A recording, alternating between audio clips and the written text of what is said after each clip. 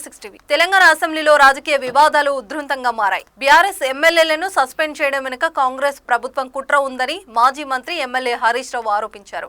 అసెంబ్లీలో ఉంటే తమ తప్పులు వెలుగులోకి వస్తాయని భయపడి బీఆర్ఎస్ నేతలను సభకు రానియకుండా చేయాలనే ఆలోచనతో కాంగ్రెస్ పనిచేస్తుందని ఆయన విమర్శించారు. తెలంగాణ అసెంబ్లీలో మళ్లీ రాజకీయ వేడి పెరిగింది. ప్రభుత్వానికి అసమ్మతి వ్యక్తం చేసే ప్రతిపక్ష నేతల గొంతుకలను అణిచివేయాలని కాంగ్రెస్ ప్రభుత్వం కుట్ర చేస్తుందని బీఆర్ఎస్ కీలక నేత మాజీ మంత్రి హరీష్ రావు ఆరోపించారు.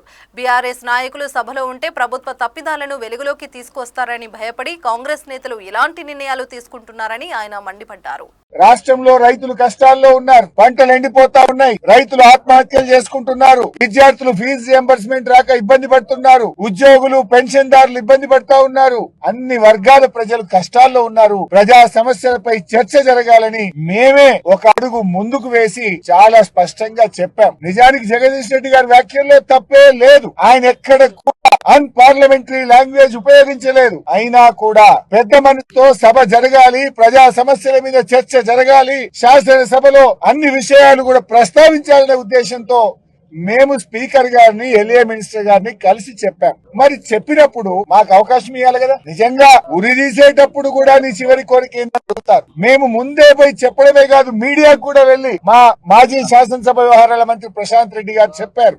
మేము స్పీకర్ ను ఎల్ఏ మినిస్టర్ ను కలిసాము. మేము క్షమాపణ చెప్తాం, వెనక్కి తీసుకుంటాం, ఎందుకంటే ప్రజా సమస్యల కోసం తప్పు చేయకపోయినా చెప్తామని కూడా స్పష్టంగా చెప్పాం.